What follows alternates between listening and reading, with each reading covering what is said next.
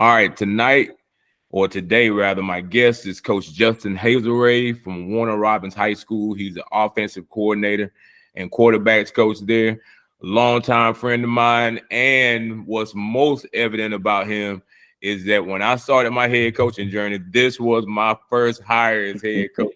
So, Coach Hazelray, welcome to my podcast, man. Thank you for having me, man. Thank you for having me. All right, so let me tell you something. Let me give you a little bit of background before he introduces himself. Most times when most head coaches start out in their coaching journey, it's kind of hit or miss when they think about the guys they're going to bring in. Sometimes some coaches have guys they already know, and that's usually associated with head coaches who've been in the game for a while.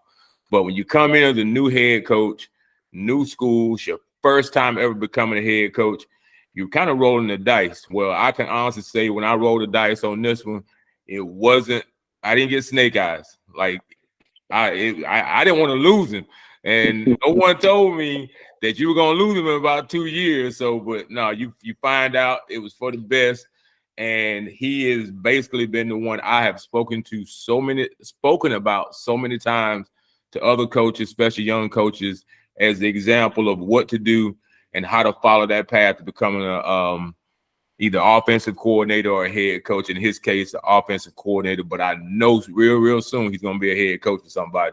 So, Coach, tell everybody about yourself, where you're from, where you went to high school, your college career, and the whole nine. Again, as you stated again, I'm originally from Chattanooga, Tennessee. I graduated from Howard High School, which is a high school on the south side part of Chattanooga. Again, as you stated, that's why I played. Graduated in 2009. Ended up playing college ball at Belton University, which is in West Tennessee. And so, long story short, I always kind of knew I wanted to get into coaching. That was kind of one of the deals. Probably dating all the way back to 6th, 7th grade. Because I remember a long time ago, I had some coaches that, used to tell us or ask us rather, what would you do for free? And it did not feel like a job. Right. Not a mechanic. I can't fix things. You know what I mean? So I do love sports and football in particular. So I always knew, when I was done playing that I did not want to leave the game. And so that kind of when I made my mind up was kind of, 6th, 7th grade. And so I graduated from Howard, went on to play at Bethel, graduated from Bethel in December of 2013. Almost became a grad assistant there.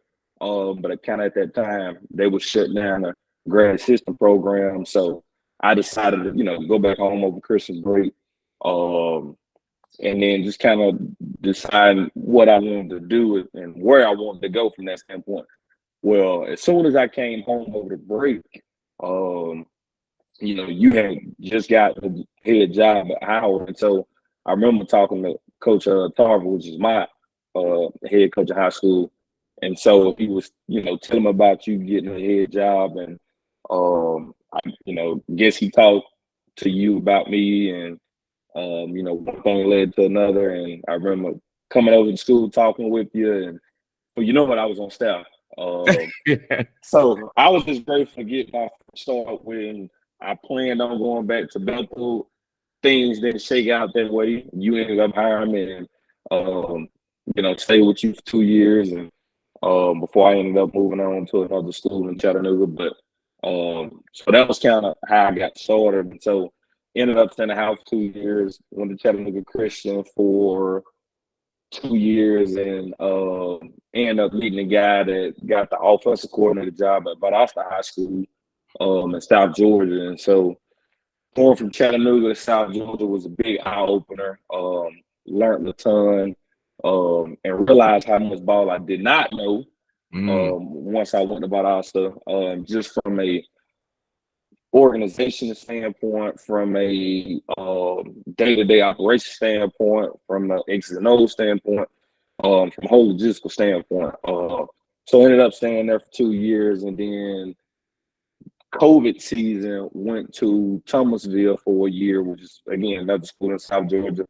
Went there for a year, and then in 21, a buddy of mine got the offensive coordinator job up at Rome High School in North Georgia. So came back closer to home and stayed there for 2 years, and then ended up getting the offensive coordinator job at Warner Robins this past season. And so just completed my first season, which was fun. Learned a ton, and definitely looking forward to this upcoming year. Okay. Man, I was listening to you just now, and there's a couple of things I want to bring out. You know, when y'all hear me and Coach Hazelray talk about Howard, I'd be remiss if I didn't mention to bring some familiarity to you. That's Reggie White's alma mater. So if anybody saw that that last 30 for 30 that came out, the Minister of Defense, and his son Justin was talking about when Reggie went to Howard High School or whatever, he was talking. That's the school that I was coaching at. Coach Hazelray played at, and Coach Hazelray coached at also.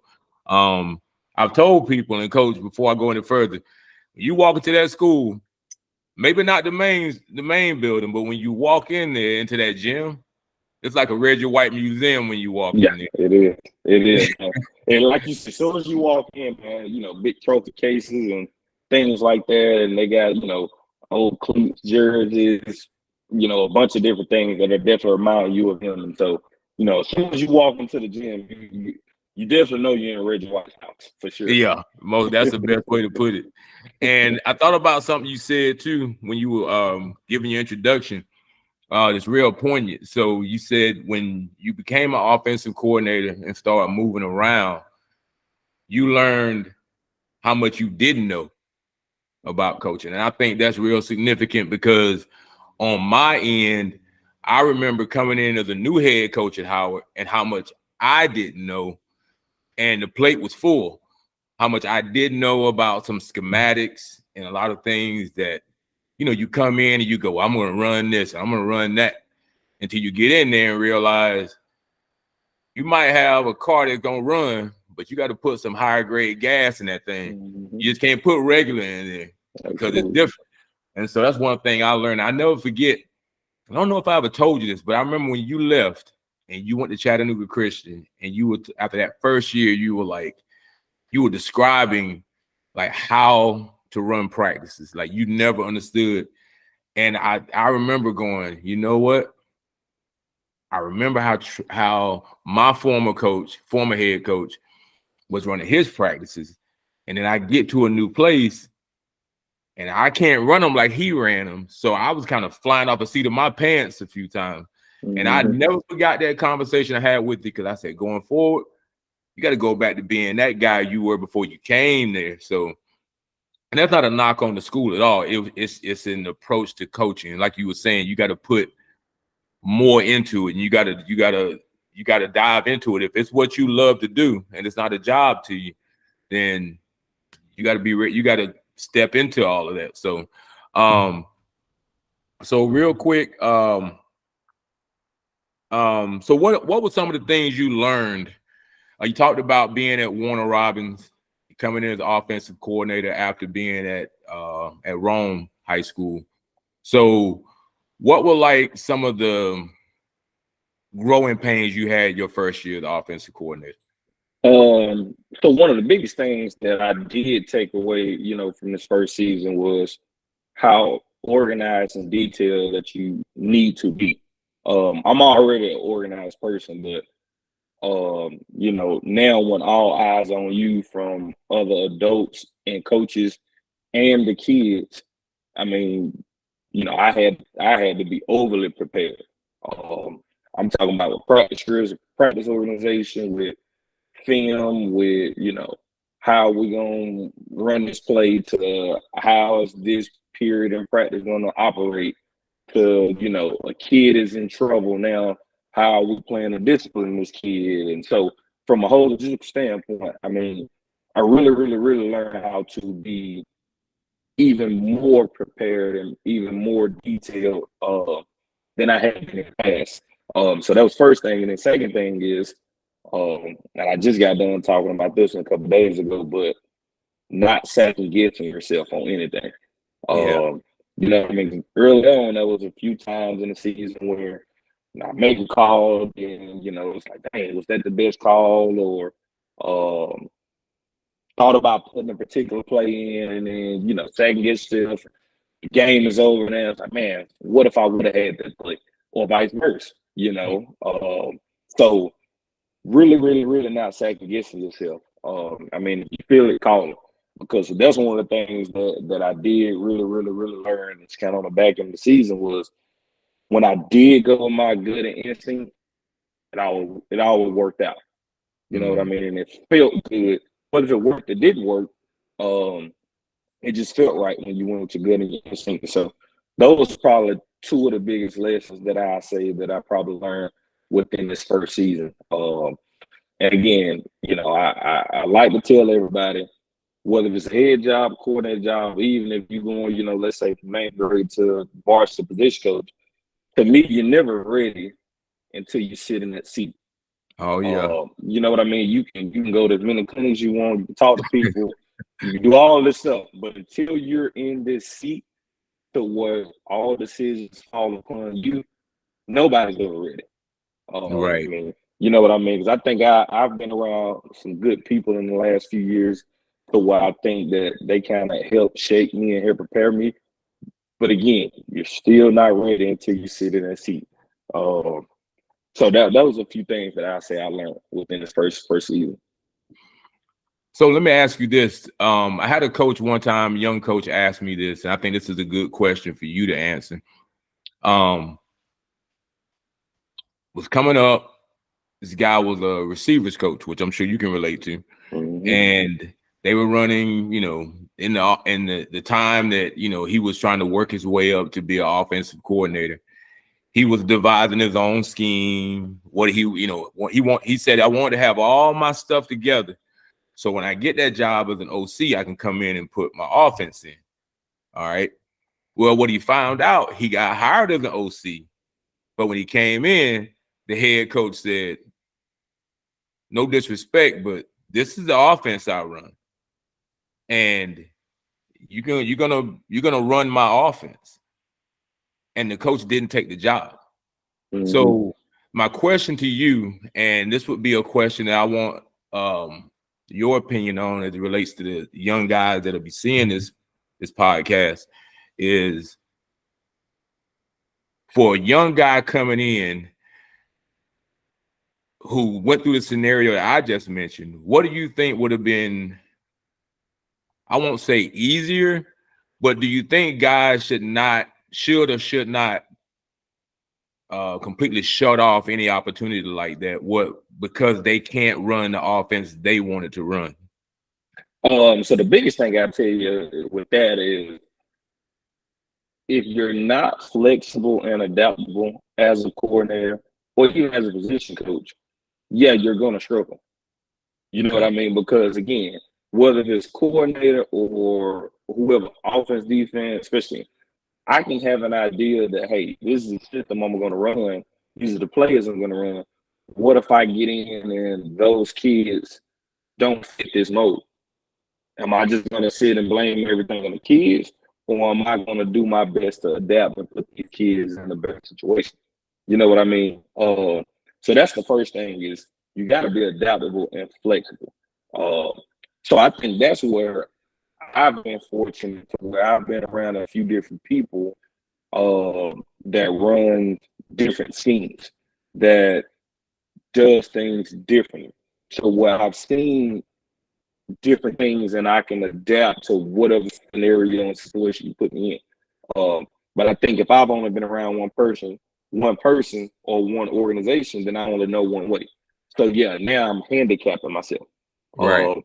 So not that I've enjoyed moving around to these different schools and places, but I think that's been a benefit to my career as of thus far.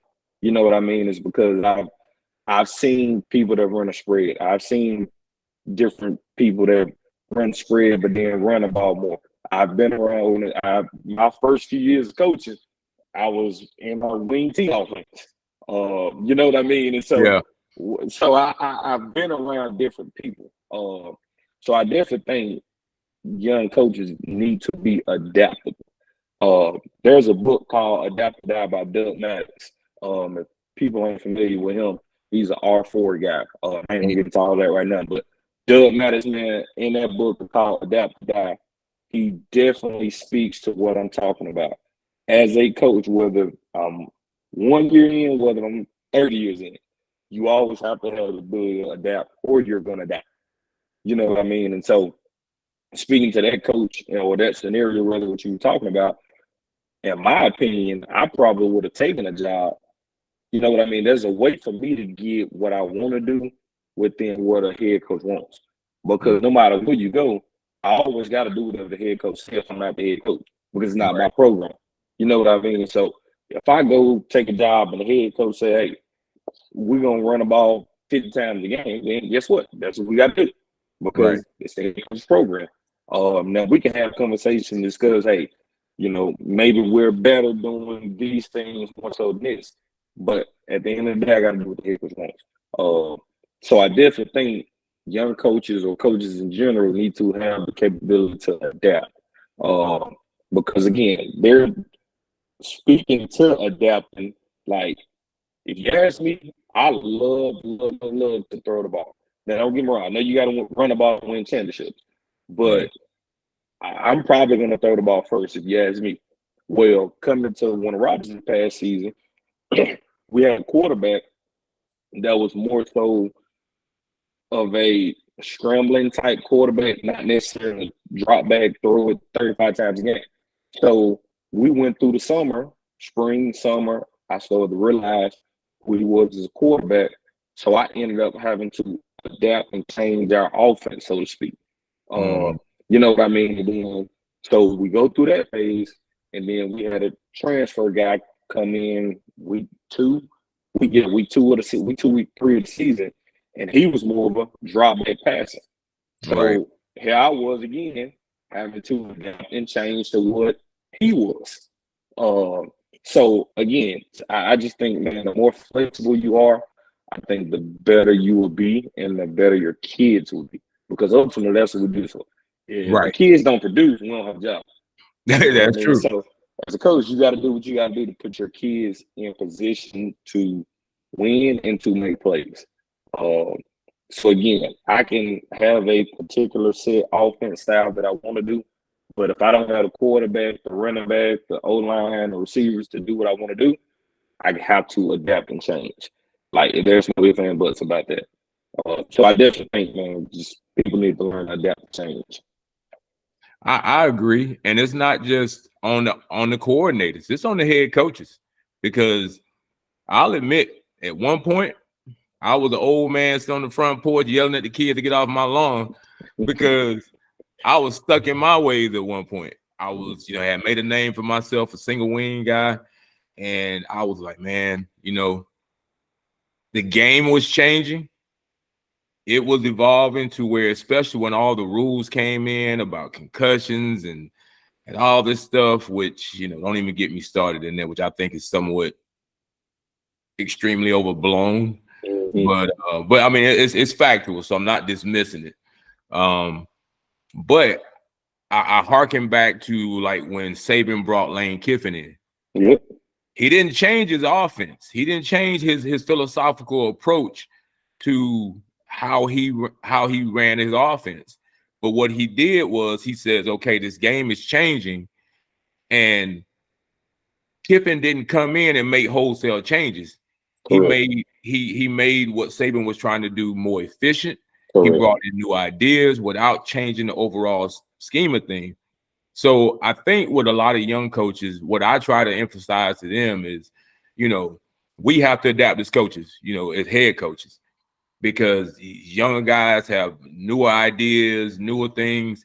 But I think what gets lost in the wash with some of these young guys coming up, and I'm not criticizing the young coaches, I want to make that clear, but as I say as head coach, calling plays is about 10% of what I have to do as head coach.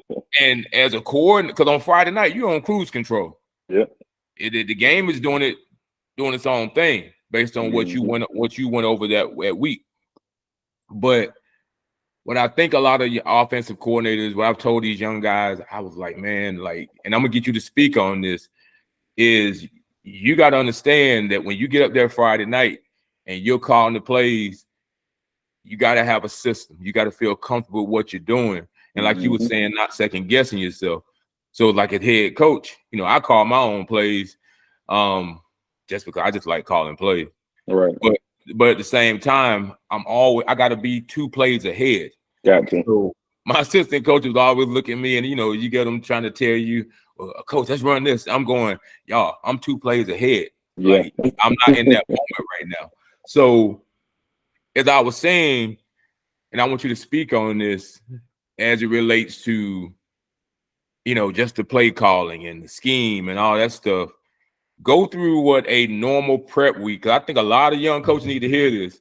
What a normal prep week is starting on Sunday as the OC to get ready for Friday night. Whew, I'll tell you like this.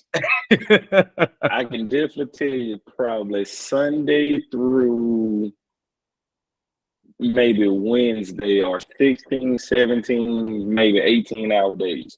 Wow. I'm talking about I'm up early again. I wake up early anyway because I go work out early in the morning. Right. You know, right after that, man, I'm talking about hitting the film room. I'm talking about bringing kids in for walkthroughs, film sessions, practice tape out the thing. Practice tape after practice, whole nine. And so I tell you, Sunday, man, is a long day. Right. So just starting from Sunday, man, it's, you know, here at Warner Robins, we meet at, 6 a.m. So I'm probably there at 5:30 a.m. We kind of meet as a staff for the first hour or so. And then, 6:30, we break up OD, kind of everybody throwing out their ideas, may watch a game or two on our opponent, kind of see if everybody on the same page, going over run game, pass game, what do we like this versus these formations, how formationally do we get them in what we want them in, to basically see. We go through that whole night for a few hours, and I like it, I don't like it, everybody, talking amongst each other. Then after a few hours of, going back and forth, we kind of formationally, man, go ahead and, put our plays in, run past screens, tricks, 2-point plays, any short yardage stuff that we like. So go through that whole spiel. And then kind of once we debrief from that, I'm going to take a break, grab some breakfast, come back, Nads, organizing everything that we talked about. So the first half of the morning is everybody getting on the same page. Now you talking from 11 a.m. to 1, 2, just depending on who we're playing that week. Now I'm organizing everything. So kind of once I organize everything, now it's making any drawings of new plays for the kids. It's getting any cut-ups ready of new plays that we're doing for the kids, making PowerPoints, presentations for the kids. And so we go through that whole spiel, and then kind of after you do that, now the later part of the day is getting ready for practice on Monday. So, that takes a couple hours to do. Then, I'm still calling coaches. We still talking, making sure everybody's on the same page, organization-wise. Because, again, when I come in Monday morning, I want everybody to be on one accord.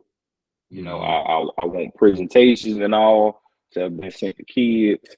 So, I mean, on the average, man, it's probably 5, 6 p.m., when I leave on Sunday. And then even when I come home, I may take a break for an hour or two, and then boom, I'm still cutting the tape back on, Sunday night just to keep watching tape. Because again, I think you hit on it earlier. Everything that you do Sunday through Thursday, to me, I've played the game in my head Sunday through Thursday. On Friday, I'm just calling them based on what I feel from film study, and then, based on whatever adjustments that they do. You know what I mean? So I have a call sheet or whatever, but, I may look at my call sheet 3 or 4 times throughout the whole game. You know what I mean? Because like you said, I'm in the field, I'm getting a rhythm of it. And then I'm seeing what the adjustments that the defense make. So that's kind of my Sunday routine. And then Monday, like I said, bring the kids in early. We start school at about 8. So I may bring the kids in at 6:30. Go ahead and watch film, introduce the new game plan, walk through, and obviously, go through school or whatnot. Get out of school, we always have position meetings right before we hit the field. Get done with that. We have a 20-minute walkthrough right before we start practice. Go through practice, get done with that. Now we, as an offensive staff, watching tape from practice. That takes a couple hours to do. Now it's all right, do we like everything we did today? If we don't, now it's taking out whatever we don't like. Getting ready for then, we get done with that. Now on to Tuesday, getting organized for Tuesday's practice. Whatever that practice may be. And so now any plays that I didn't hit Monday, I'm checking off, making sure I stripped it for Tuesday. So give or take, that's gonna take some time. So, it's usually late when I leave, Monday night. Then same kind of idea that I hit Mondays, similar same schedule for Tuesday. Then, Wednesday is kind of a shorter practice than it was on Monday, Tuesday. So, when practice is over Tuesday, now, I'm getting organized for Wednesday, whatever situations that we may have in practice, getting organized for that, short yards, 2-minute, all that stuff like that. Organized for that. Wednesday, bring the kids in again Wednesday morning, walk through, open the script, so forth on, practice on Wednesday, get done with practice on Wednesday. Now, Thursday morning, we just practice on Thursday morning. So usually really don't have to script for that. I just make a walkthrough script for that. Kind of everything we've hit so far during the week. So now I'm, make the short practice script for that. And then, when we get done Thursday morning, when school is out Thursday, depending on if it's JV or not, JV games are Thursday. So if it's a JV game or not, I may go to the JV game and then get done with that. Start your call sheet Thursday night, so whenever that's done, then I'm finally sleep, wake up Friday morning. We're gonna walk through again Friday morning, and throughout the school day, you get ready for the game on Friday. So it's some long hours, football season in. But I tell anybody any given day, I wouldn't change it for the world. You know what I mean? Because again, it's not a job to me. I know some people don't like the time factor. Some people don't like, being at the school long period of time. That's like everybody each their own. But that's just my philosophy. That's what I do. I don't work well from home, so I usually do everything I got to do at the school. Right. When football season's in, man, I don't look at my watch. You know what I mean? It's whatever we got to do to be successful on Friday. That's what I'm gonna do. Yeah, man. You know what I mean? And so, and then last thing, when the game is over Friday and we get back in the office, I usually tag the game that night before I leave. Going to put all the calls and stuff in like that. And then just kind of as I'm tagging, I'll buzz it as I'm tagging it. And then, it's probably, depending on what we played, who we played, it's probably anywhere between 1 and 2:30 a.m. when I leave Friday night after the game. Sleep a few hours, get up early. I usually try to start watching that Friday's night game at about 7:30 a.m. And then I usually work for, 4 or 5 hours on Saturday, from like 7 to 12. Usually by 12, 1 at the latest, I kind of shut it down for the day, try to recharge a little bit for the next week. But yeah, that's usually a game we do in the season, man.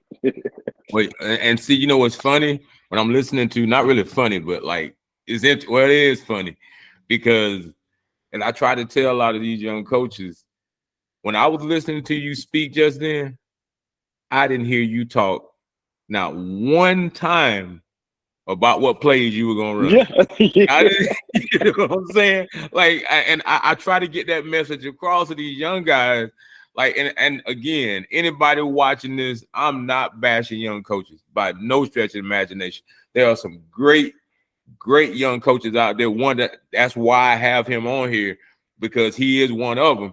But I've spoken to so many coaches and young guys that keep saying, Coach T, man, I want to be a coordinator one day. I want to be a coordinator. I got the system. I got this. I got that. And I try to tell them, I said, y'all don't understand. Like, I had all these ideas like when we first came to Howard. Yeah.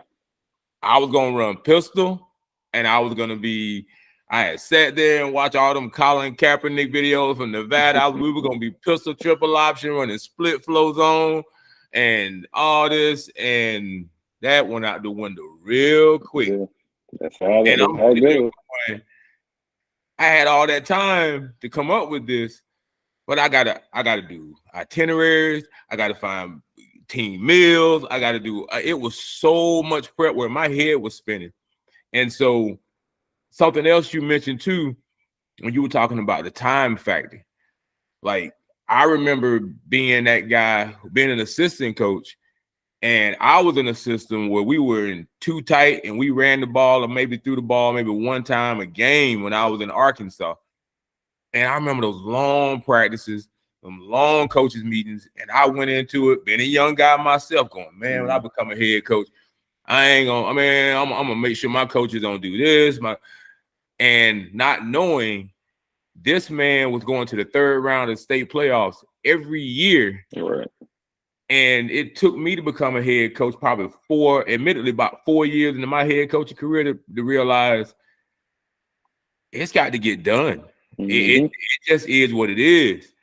Because I remember one of the best pieces of advice that coach gave me at that time was, he said, they may have bigger kids than your kids. They may have more resources than you have. Yep. But you should never be outcoached. That's it. He told me that. He said, you should never come into a game unprepared. And I remember that coach, I won't use his name, I have great respect for him. I remember he said, you should go into every game feeling like you forgot something. Yep. Like he said, that's when you know you are more than prepared, because when the game starts, you'll go, okay, I got it. It's there. Like you feel for it. So what would you give? What advice would you? I think we kind of already touched on this, but like, let's say there's a guy that's right now, young guy coming in, he's fresh out of college, and he has to come in, and he's an assistant, and like I just say, I don't know, maybe D-line or something, and his aspiration is to be a coordinator one day. Mm-hmm. What advice would you give someone that's starting out from ground zero and working their way up? Best advice I give anybody, man, is whatever job or title that you currently have, be the best at that. Man, I learned a long time ago, and even I've heard Nick Saban, said is, if you the janitor mopping floors, be the best, mopper there. Right. And so I go back and I say that from the standpoint of, so the first 4 years coaching, when I was in Chattanooga again, coach DBs, coach running backs, all that, I was just trying to be the best. I was trying to be the best. So whatever job you gave me, that's what I was trying to do. I didn't try to overstep the boundaries. And then, so I go on to Valdosta, and, I'm coaching running backs and tight ends. I try to make sure at the end of the day that my OC did not ever have to worry about my position, right? Not knowing, what was going on with the game plan, or, they didn't have to worry about my guys being in trouble in school, academically, being late to practice, things like that. Malone Thomas is a coach and receiver, same thing. Go to Rome, coach and receiver, same thing. Whatever my job was, nobody else was going to have to worry about anything getting there. Right. You know what I mean? So whatever you gave me, I was just trying to be the best at it. Now, there's nothing wrong with go ahead and having those aspirations and dreams of, all right, this is the next job or next title that I want. There's nothing wrong with that. Because I've always tried to prepare my mind in that same aspect. But at the same time, like I said, whatever your job currently is, whatever your feet are currently at, be the best and be the head coach of that. Because to me, when you are the best at what you currently have, people take notice. You Mm-hmm. don't have to do a lot of talking about who you are and what you do, and man, just be the best, and somebody's gonna notice. Um, I think that's one of the things that I've been fortunate to do is I don't like to brag on myself. I don't like to talk about, what I do is I just kind of let my work speak for itself. Uh, Through the play of my kids on the field, I guess people tend to take notice of that. Yeah. Because I have been fortunate since I've been in Georgia to have coached a lot of big time, kids. And so I usually tend to let the kids play, do all the talking for me, man. So yeah, any advice that I give anybody, man, is be the best at what you currently have, and everything else to take care of itself. That's very good advice. One of the pieces of advice someone gave to me in tune with what you're saying is that you're only as good as your last reference, Mm-hmm. or you're only as hireable as your last reference. Absolutely. And being a head coach this is going into my 11th consecutive year as a head coach. If I had when coaches will call me asking me, like if I have a coach, I want to hire an assistant coach, and I check a reference and I call back, I'm not looking to speak to the AD. I don't want to speak to the principal. I want to speak to the head coach. Mm-hmm. And I usually only have one question. Because if you love the game of football, we can fix everything else. Correct. Absolutely. But the first thing I ask, and you touched on this, is loyalty and hard work. I ask, how loyal is he and how hard is he going to work? Because I Mm-hmm. never want to have to be watching behind my back, and I never want to give a responsibility and I got to question whether it's going to be gotten done or not. Absolutely. That much right there, young coaches would have. Well, if they could embrace that, they would know we'll open the world up for them, not just me, but other head coaches. So that's why I always use you. And obviously, I'm biased because our friendship and you, the first head coach I hired. But I'm serious. I never saw someone that was as energetic as you were, the hard work you put forth. You were always open to new ideas and trying to grow. That's another thing young coaches, I think, want to be coordinators. You got to be willing to keep learning. Because I'll be 54 in June, and I'm still grasping for new knowledge and new things and stuff all the time.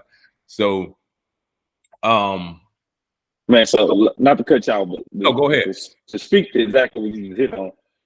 So Friday, I literally just went to go visit some buddies of mine down in South Georgia because I just wanted to see what they day-to-day looks like. I wanted to know what does their game plan week look like. I wanted to know how do they, when they watch the tape, what are they looking for? How do they, do walkthroughs? How are they going about watching film? How are they lifting weights? How, talk to the head coach, head coach, what are some of the things you do with hiring people? What are some of the things you're doing with your managerial staff? So I'm always, I think, man, I really like to think that I have an open mindset.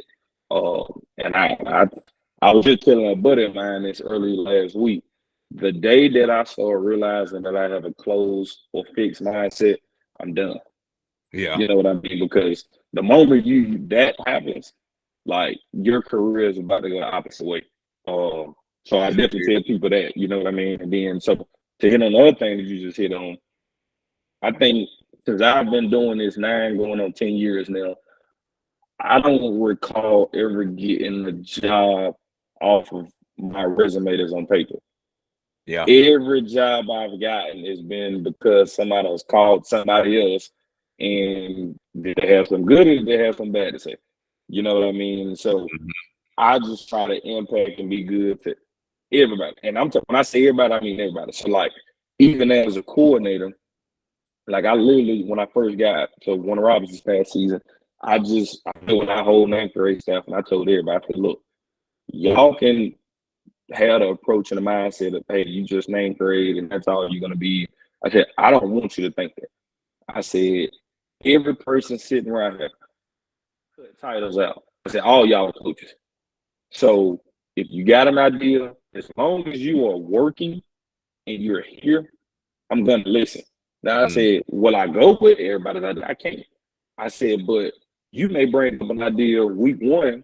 I may revisit week 15 and say, hey, what was that you brought up, back in week 1? Mm-hmm. And so, man, I tell anybody, everybody's a coach.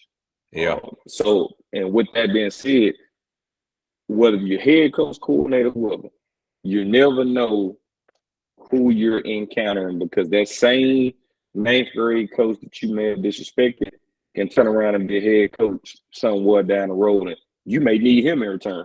You That's know what I true. mean? So, I tell everybody, every day that I open my eyes, it's a job interview. I don't care who I'm with at that moment or what their current title or status is. Every day is a job interview. And so you just never know what the future holds. So I definitely tell everybody, man, it's a job interview anytime you open your eyes. Oh yeah, it's like we tell the kids all the time. You always auditioning for something. Absolutely. All the time. But yeah, that's a very valid point, man, because that's something like, even again, I use like, even as head coach, like I'm constantly, well, you and I talk all the, we sleep, eat, and breathe football. Yeah. And not just watching the game to see who wins. Like, we're trying to, I'm constantly, like, just the other day, was talking with a coach, and he was going over his week prep. And so, I mean, he presented me with something, and I'm gonna probably put in this year more. Well, it's already set in stone. So, like, when you practice, you're prepping for practice.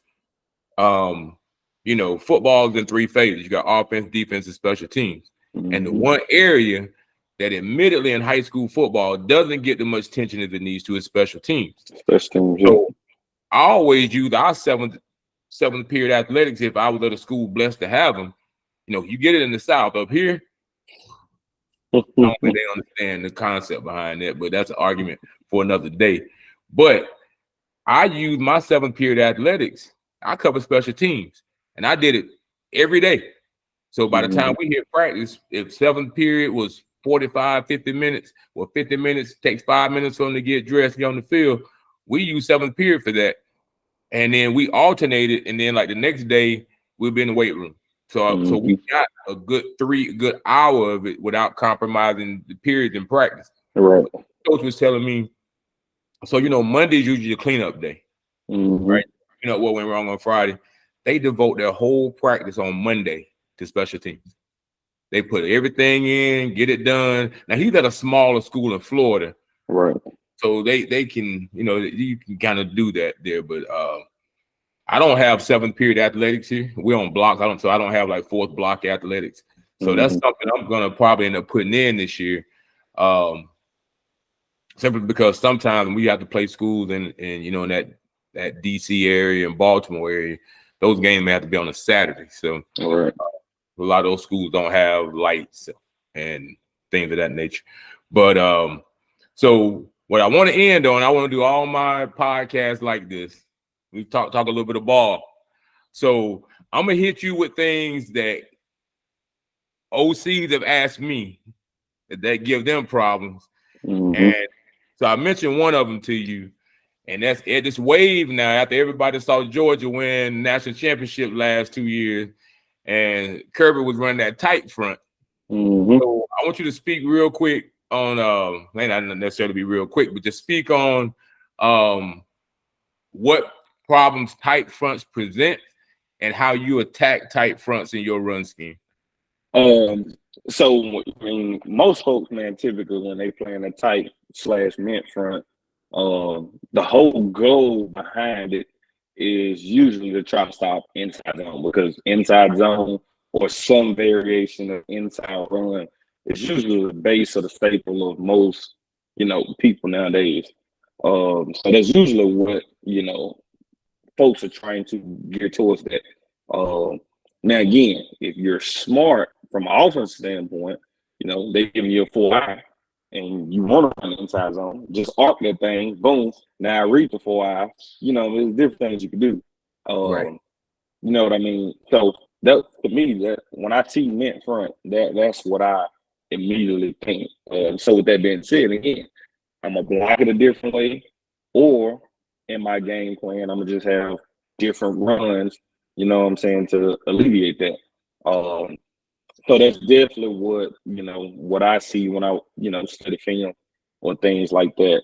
Uh, so again, if I'm heavy inside zone, and I don't have another run in my arsenal, whether it's outside zone, if it's some type of outside jet, or some type of dart scheme or something like that. If I don't have anything else in my arsenal toolbox, so to speak, then yeah, it's gonna create a whole lot of problems. Um, so I definitely think that's why I think it's good to be flexible. So I know for me, I'm always going to every game week with maybe 4 different types of runs, and from week to week, depending on who we're playing, they may be different. Some weeks it may be inside zone, power, counter, outside zone. Next week it may not be those 4. Next week it may be something different. Next week it may be pin and pull instead of inside zone, or anything of that sort. Um, so like spring and summer, man, I like to tell people, if you name it, I probably have it in the playbook. You know what I mean? And so what I Mhm. do is in the spring and summer is I'm gonna throw everything at my kids. From every pass concept to every run scheme, and then what I do is, as the season go on, I'm able to just pull from that toolbox. Because once the kids know the base, we can always just game plan and do different things of that sort. Once the game week is in play. So that's kind of usually what I see when I see them in flat type run. Okay. I just remember the first time I got a good heavy dose of 4i when we were at Howard, Mm-hmm. and we were playing my former school where I was in DC, East Ridge. Mm-hmm. And the guy who was my secondary coach, who was a former head coach, took my spot as DC when I left to come to Howard. So I remember we got ready to play him, and we were outmatched. I knew we were outmatched that game because we were rebuilding Howard and so forth. But he came out in 4 eyes, and I was a gap scheme guy. We were pulling Mm-hmm. people, Right. and they were screaming in there. I couldn't get Yep. nothing done with them 4 eyes. Because you can't pull a guard now, because you pull a guard, he's gonna be in the guard's hip pocket. Exactly. And that's what Bert told me later. Bert was like, man, he said, look, he said, if I put him in threes, you'll tighten those splits down and reach that 3 technique. Mm-hmm. He said, but you give me a 4 eye, he's right there. Yep. He is literally right there. He can take one step and he's in your And backfield. backfield. Yep. And the kids we had at the time, we couldn't make a lot of adjustments. Right. I had to take that L that night. So that last schematic question. Being a former DB coach, I get a lot of coaches, man, that like everybody wants to. It's like going to clinics, and it takes a minute. I was that coach too that would young coach, go to clinics, see some stuff on the screen, couldn't weed through the fact that, man, all those D1, D2, D3 kids he's got that he's doing this stuff with. And so, like, you come back, try that stuff, and you go, man, I can't. Why isn't this stuff working? We can't do this. So I've had a lot of young coaches who on the defensive side, like secondary coaches, and you've been a guy who's coached DBs before, and everybody sees the Saban, the cover 7, the match cover 4. Talk about why that is so difficult. Because I've had to tell coaches it's not that easy to just simply just install that. Speak to your time with that. So I would definitely tell you, man, every group of kids are different. So it is, as a coach standpoint, it's cool. I see something on Twitter, see something or hear something when I go to this clinic. It sounds good and all until my kids can't do it. You know what I mean? So, and again, I've done that to where, trying certain things, and then you start to realize, well, this cat right here that I'm trying to get to do this technique or whatnot, that's not who he is. He's better at this. So what I've learned in my time is, man, is you have to put kids in position at what they're best at. So again, I know you asked from a DB standpoint, but I just again piggyback up off of OC standpoint. You know, if I have a tailback that's not outside zone guy, but I'm an outside zone coach, I'm doing this to get a disservice by beating my head in the wall. Why can't he? You know, why is he not getting yards? Well, he's a better A-gap runner than he is. You know, trying to go outside, then have to put his foot in the ground. Same idea. You know, if I'm playing a certain coverage as a defense standpoint, and you know this coverage allows me, or you know, calls for me to shuffle, but I have corners or DBs who they're very athletic and just long, fast. Well, maybe they may be better man guys, but I'm sitting here trying to make them play zone. Um, Again, as a coach, you got to look in the mirror, man, and you're doing your kids a disservice. So again, you know, going to clinics and learning different things, that's cool to put in your toolbox as a coach.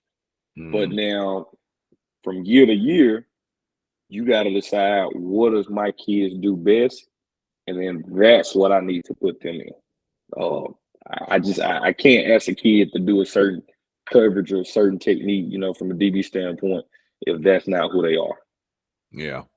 Yeah. And that's a good point you made. And it answered the question, because I've seen it happen, and I'll tell, because being a former DC myself, that's how I cut my teeth. And I've had young coaches ask me, and I'll say, you know what? You want my advice to you? Make it easy on yourself. Work smart, not hard. Mm-hmm. If you don't know what coverage to run, go basic country cover 3. Yeah, that's the go-to. It is. When I heard a coach, because the easy thing is always, you hear these spread guys go, "Oh, we'll just forvert that thing." In theory, yeah. Yeah, exactly. In theory, yeah, you can do that, but mm-hmm. a school like Katy High School, who drops that guy into that low hole, they'll show 2 high and drop 1 down, and now he's just an adjuster. He's just lurking. So or even if you teaching your corners the battle rules and they know how to, play more 60-40 or whatever your, rule is for number 2 as opposed to number 1. Yeah. Go on and run 4 verts. Yeah. Yeah. Yes. Those days are gone. We'll just forvert that. Nah. I remember I was at a clinic in Houston and saw Katy High School doing that. They was like, everything they did, they showed 2 high. Right. Or sometimes they show 1 high with middle field closed, but most of the time they show middle field open. Pre-snap, they dropped one of them safeties down. It was 3-14. He just sat there and just lurked. He lurked. He was looking for the verts, and they had they had landmarks. Like anything past 8 yards, they assumed it was a vertical. Right. Okay, what post, what was the corner, they wrote it. So that's why I always tell coaches, start in cover 3. Just start That's a good tip right there, man. Hey, well, man, we're gonna wind this thing down. Again, the whole point of this podcast was to just talk to coaches about their journey. I've had a lot of young coaches ask me a lot of questions about, man, how did you do this? And I go, look, I started out as a DC, which is still a coordinator, and worked my way up. Admittedly, Tracy took a chance on me, which I've told him many times I'm indebted to him. And my advice has always been, somebody got a chance. Somebody opened the door. And I was blessed that he opened the door for me. And I grabbed that bull by the horns and I ran with it. And to everything you spoke on your path to getting there, same way. So that's what I've always told coaches. So any parting words you have for any of these guys that, because I'm going to play this back for a lot of young guys and really emphasize they come and check this out. So again, any parting words you have? Biggest thing I have for, anybody that's listening to this, like I said earlier, never be afraid to first of all, go seek information. Never be afraid to ask questions.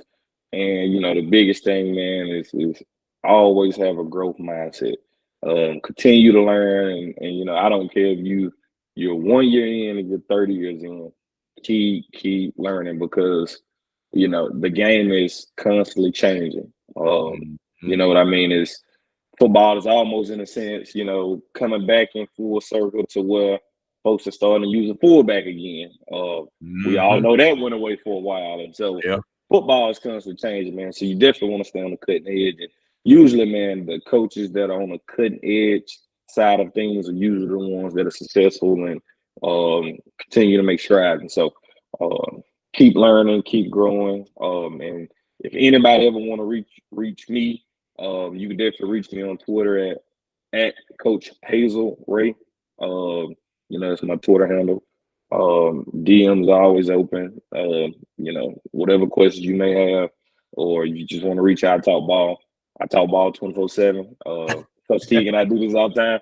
So don't be afraid to reach out. But yeah, those are some last marks that I have. Okay, and what I'm gonna do, this will be on my YouTube channel as well. I'll make sure in the description I have your information on there, your Twitter. You don't post a whole lot on Instagram, just in your story. Yeah. But definitely your Twitter. And y'all, I promise you, he's not just saying that. If you really want to talk ball, contact Coach Hazelray. I promise you, he loves the game that much, and at the same time, he is a wealth of knowledge. Because I'm gonna tell you something. If you don't need any other proof, this was my first hire as head coach, and I still reach out to him for stuff when I have questions on stuff. Not as much as I have been, but I got to get back in there with him because I got some things I'm gonna try this year and get some feedback on it. But Coach, man, I appreciate you as always, bro. You know where I'm at when you need me or whatever, and I know where you're at. So, man, I just appreciate it. I know if I ever call on you, you're gonna be there for me, man. Yeah, no doubt. Feeling is mutual. All right, man. This is a podcast, my first one that I've done for my consulting. I'll have everything for Coach T Consulting down in my description box as well. This video will be on my website also, so come check it out. And so Coach Hazelray, I also have these strategy workshops that I'm doing on my website where I just bring in coaches and we just sit down and we do what you and I would be doing.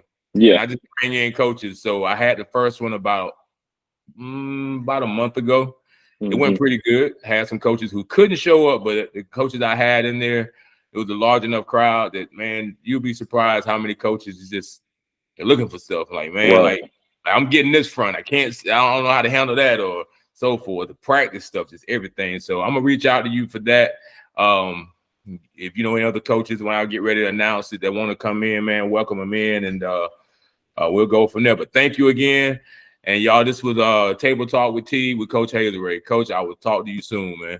All right, thank you for having me. All right.